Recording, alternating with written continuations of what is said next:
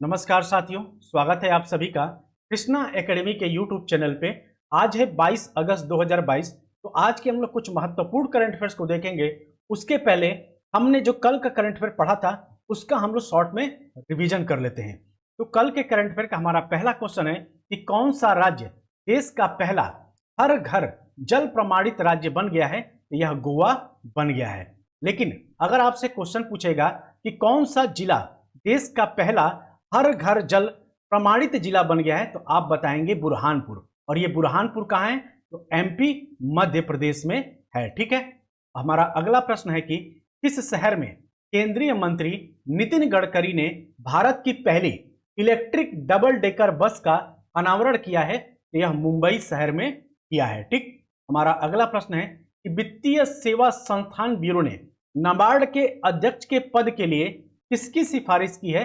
तो मोहम्मद मुस्तफा की सिफारिश की है। हमारा अगला प्रश्न है कि सीमा सड़क संगठन एक पायलट परियोजना के आधार पर किस राज्य में स्टील स्लैग रोड का निर्माण करने जा रहा है? तो यह अरुणाचल प्रदेश में निर्माण करने जा रहा है। हमारा अगला प्रश्न है कि अगस्त 2022 में कौन सा जिला देश का पहला कार्यात्मक रूप से साक्षर जिला बन गया है? तो यह मध्य प्रदेश का मंडला जिला बन गया है। और कार्यात्मक रूप से साक्षर जिला मतलब कार्यात्मक रूप से साक्षर किसे कहते हैं?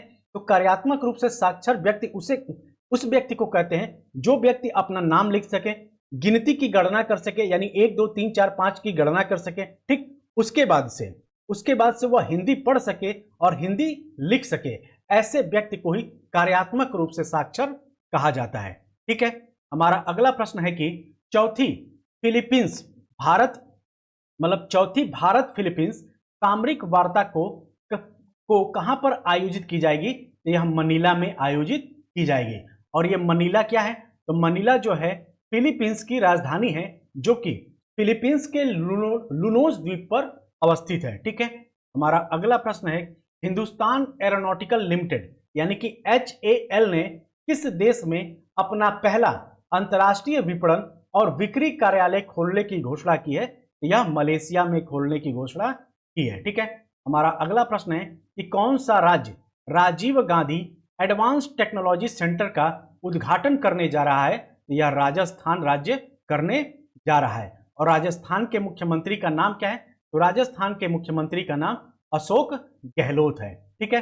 हमारा अगला प्रश्न है कि किस बैंक के एक अनोखी पहल के अंतर्गत उत्तरी केरल के कोझिकोड में एक ऐसी शाखा खोली जो पूर्ण रूप से केवल महिला कर्मचारियों द्वारा संचालित है? यह HDFC बैंक ने खोला है। ठीक है।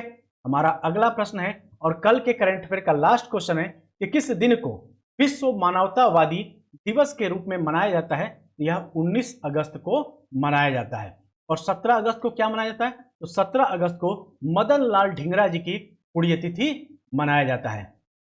तो दोस्तों, ये था हमारा कल का महत्वपूर्ण करंट अफेयर। अब हम लोग चलेंगे अपने आज के महत्वपूर्ण करंट अफेयर पे। और आज के महत्वपूर्ण करंट अफेयर का हमारा पहला क्वेश्चन है कि किस राज्य सरकार ने दही हांडी को एक आधिकारिक खेल के रूप में मान्यता दी जाएगी?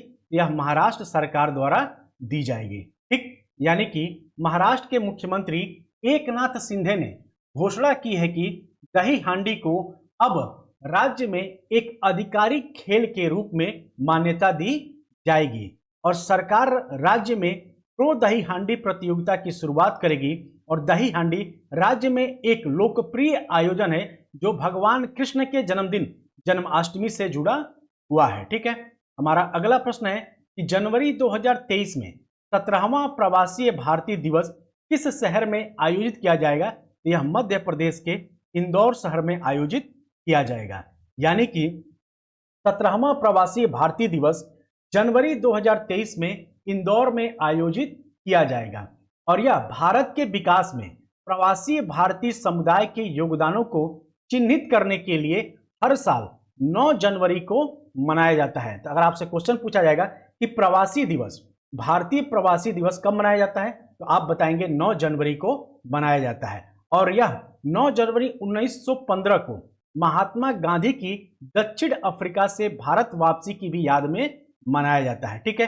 अगर आपसे क्वेश्चन पूछ लिया जाए कि 16वें 16वें प्रवासी भारतीय दिवस के मुख्य अतिथि कौन थे? तो आप बताएंगे चंद्रिका प्रसाद संतोखी थे। और ये कौन है? ये सूरीनाम के राष्ट्रपति हैं। ठीक है, हमारा अगला प्रश्न है कि बुकिंग डेटा की सुरक्षा सुनिश्चित करने के लिए किस सुरक्षा बल ने IRCTC के साथ एक समझौता ज्ञापन पर हस्ताक्षर किया है? तो यह BSF ने किया है। ठीक, यानी कि सीमा सुरक्षा बल यानी कि BSF ने भारतीय रेलवे खान पान और पर्यटन निगम के साथ एक समझौता ज्ञापन पर हस्ताक्षर किए हैं। BSF के जवानों के लिए IRCTC की एयर टिकट सेवा के तहत बुकिंग डेटा की सुरक्षा सुनिश्चित करने के लिए इस पर हस्ताक्षर किए गए हैं। यह सेवा 60 दिनों की क्रेडिट सुविधा के साथ एक समर्पित ऑनलाइन पोर्टल प्रदान करेगी। अगर आपसे क्वेश्चन पूछा जाएगा BSF के महानिदेशक कौन है? तो पंकज सिंह है। देखिए दोस्तों, कल ही हमने भारत की प्रमुख नियुक्तियों का एक वीडियो बनाया है जिसमें हम लोग 100 से ज्यादा प्रमुख जो हाल फिलहाल में नियुक्तियां हुई उनको मैंने एक ही वीडियो में आपको बता दिया है। तो वो वीडियो आप जरूर देख लीजिए, क्योंकि उससे आपके दो प्रश्न फिक्स हो जाएंगे। ठीक है, उसी तरीके से अगर आपसे क्वेश्चन पूछा जाएगा IRCTC के अध्यक्ष कौन है? तो रजनी हसीजा है। कौन है? तो रजनी हसीजा इनका नाम है। हमारा अगला प्रश्न है कि भारतीय वायुसेना किस देश में पिच ब्लैक 2022 अभ्यास में भाग लेने जा रही है? तो यह ऑस्ट्रेलिया देश में भाग लेने जा रही है। यानी कि भारतीय वायुसेना का एक दल 19 अगस्त को अभ्यास पिच ब्लैक 2022 में भाग लेने के लिए ऑस्ट्रेलिया पहुंचा है। और यह अभ्यास 19 अगस्त से 8 सितंबर 2022 तक ऑस्ट्रेलिया के डार्विन में आयोजित होने वाला है। और यह रॉयल ऑस्ट्रेलियाई वायुसेना द्वारा आयोजित एक द्विवार्षिक बहुराष्ट्रीय अभ्यास है। अगर आपसे क्वेश्चन पूछा जाएगा कि पिच ब्लैक अभ्यास कौन सा बहुराष्ट्रीय अभ्यास है? तो द्विवार्षिक, यानी प्रत्येक 2 वर्ष में इसका आयोजन किया जाता है। ठीक है, ग्रुप कैप्टन YPS नेगी के नेतृत्व में भारतीय वायुसेना की टुकड़ी ने इस अभ्यास में 100 से अधिक वायु योद्धा शामिल होंगे। ठीक है, हमारा अगला प्रश्न है कि किस दिन को विश्व फोटोग्राफी दिवस के रूप में मनाया जाता है? तो आप याद रखेंगे 19 अगस्त को मनाया जाता है। और 19 अगस्त को ही क्या मनाया जाता है? तो 19 अगस्त को ही विश्व मानवतावादी दिवस भी मनाया जाता है। ठीक है, वहीं अगर बात किया जाए 20 अगस्त को, तो 20 अगस्त को क्या मनाया जाता है? तो मच्छर दिवस मनाया जाता है। उसी तरीके से अगर बात किया जाए 17 अगस्त को, तो 17 अगस्त को क्या मनाया जाता है? तो 17 अगस्त को मदन लाल ढींगरा जी की पुण्यतिथि मनाया जाता है। ठीक, आप इसे याद रखेंगे। यानी कि फोटोग्राफी के क्षेत्र में योगदान देने वाले फोटोग्राफरों को श्रद्धांजलि देने के उद्देश्य से हर साल 19 अगस्त को विश्व फोटोग्राफी दिवस मनाया जाता है। 2 फ्रांसीसी लुई डागेर और जोसेफ नाइसफोरनिपस ने वर्ष 1837 में पहली फोटोग्राफिक प्रक्रिया विकसित की थी और इस प्रक्रिया को डागोरोटाइप कहा गया। ठीक, और विश्व फोटोग्राफी दिवस 2022 की थीम क्या है? तो विश्व फोटोग्राफी दिवस 2022 की theme pandemic lockdown through the lens है। ठीक, आप इसे याद रखेंगे। कभी कभी आपको इससे क्वेश्चन पूछ लेगा कि विश्व फोटोग्राफी दिवस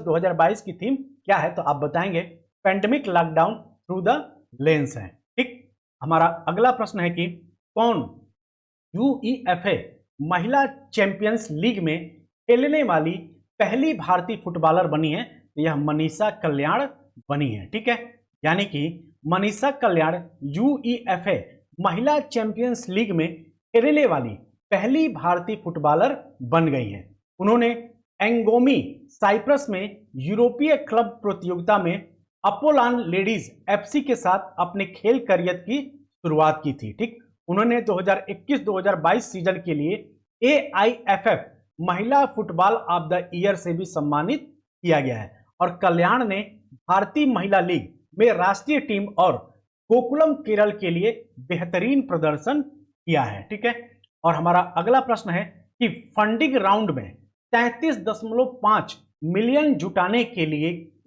के बाद कौन भारत का 106वां यूनिकॉर्न बना है? तो इसका नाम क्या है? शिप रॉकेट बना है। कौन सा बना है? तो शिप रॉकेट भारत का 106वां यूनिकॉर्न कंपनी बन गया है। ठीक है, यानी कि टेमासेक और लाइट रॉक इंडिया के सह नेतृत्व वाले फंडिंग राउंड में 33.5 मिलियन डॉलर जुटाने के बाद शिप रॉकेट, इसका नाम याद रखेंगे, क्या नाम है, तो शिप रॉकेट भारत का 106वां यूनिकॉर्न बन गया है। और नए दौर की फंडिंग के बाद शिप रॉकेट का मूल्य लगभग 1.2 बिलियन डॉलर हो गया है। और यूनिकॉर्न कंपनी किसे कहा जाता है, तो यूनिकॉर्न कंपनी एक ऐसी निजी स्टार्टअप कंपनी को कहा जाता है जिसका मूल्य जो है 1 बिलियन डॉलर से अधिक हो।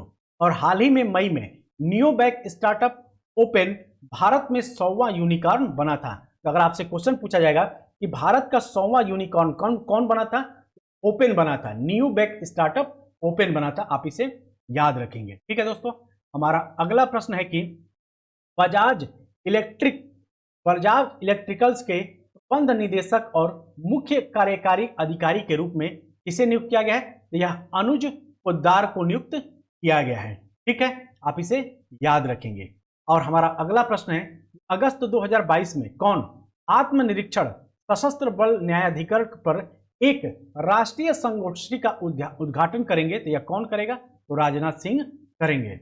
हमारा अगला प्रश्न है कि किसने 18 अगस्त 2022 को ईरान और संयुक्त अरब अमीरात की आधिकारिक घोषणा की शुरुआत की है, तो यह सर्बानंद सोनोवाल ने किया है। ठीक है, हमारा अगला प्रश्न है कि किस केंद्रीय मंत्री ने अगस्त 2022 में एक online market plus application aqua बाजार लॉन्च किया है, यह पुरुषोत्तम रूपाला ने किया है। ठीक है दोस्तों, तो ये था हमारा आज का महत्वपूर्ण करंट अफेयर। और आज के महत्वपूर्ण करंट अफेयर में आज इतना ही।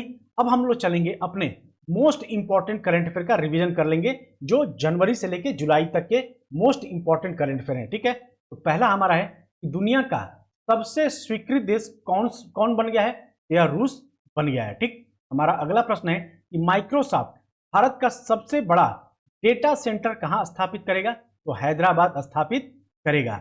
हमारा अगला प्रश्न है कि किस राज्य में स्कूल हेल्थ क्लिनिक का उद्घाटन किया गया है, यह दिल्ली में किया गया है। हमारा अगला प्रश्न है कि किस राज्य सरकार ने, यानी कि किस राज्य ने मातृशक्ति उद्यमिता योजना लॉन्च की है, तो यह हरियाणा सरकार ने किया है। ठीक है, हमारा अगला प्रश्न है, और अगला प्रश्न हमारा क्या है, तो हमारा अगला प्रश्न है कि साल 2022 के लिए यूएस अंतर्राष्ट्रीय महिला साहस पुरस्कार से किसे सम्मानित किया गया है, तो रिजवाना हसन को सम्मानित किया गया है। ठीक है, उसी तरीके से हमारा अगला प्रश्न है कि किस शहर में भारत की सबसे बड़ी भगवान बुद्ध की शयन मुद्रा में मूर्ति का निर्माण किया जा रहा है, तो यह बोध गया में किया जा रहा है। हमारा अगला प्रश्न है कि किस राज्य में FLO औद्योगिक पार्क का उद्घाटन किया गया है, यह तेलंगाना में किया गया है। हमारा अगला प्रश्न है कि ल्यूपिन ने किसे शक्ति पहल के लिए ब्रांड एम्बेसडर नियुक्त किया है, तो मैरी कॉम को नियुक्त किया है। उसी तरीके से हमारा अगला प्रश्न है कि DTH ब्रांड D2H ने किस क्रिकेटर को अपना नया ब्रांड एम्बेसडर बनाया है, तो यह ऋषभ पंत को बनाया गया है। और आज के करंट अफेयर का हमारा लास्ट क्वेश्चन है कि किस राज्य में WHO global centre for traditional medicine की स्थापना की जाएगी, यह गुजरात राज्य में की जाएगी। दोस्तों, ये था हमारा आज का कुछ महत्वपूर्ण करंट अफेयर।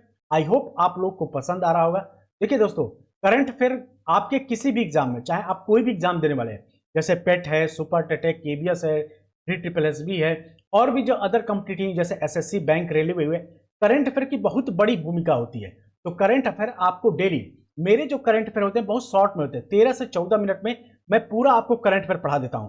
और आज के करंट अफेयर के साथ साथ कल के करंट अफेयर का रिवीजन भी कराता हूं, और लास्ट में हम जनवरी से लेकर जुलाई तक के मोस्ट इंपॉर्टेंट करंट अफेयर का रिवीजन भी करते हैं। यानी इतना सब कुछ आपको सिर्फ 15 से 20 मिनट के वीडियो में मिल जाता है। ये 15 से 20 मिनट का वीडियो आपके लिए संजीवनी बूटी का काम है। इसलिए करंट अफेयर को आप लोग मिस मत करिए। 15-20 मिनट तो आप किसी फर्जी वीडियो को देखने में भी बर्बाद कर देते हैं, फनी वीडियो को या प्रैंक वीडियो को देखने में।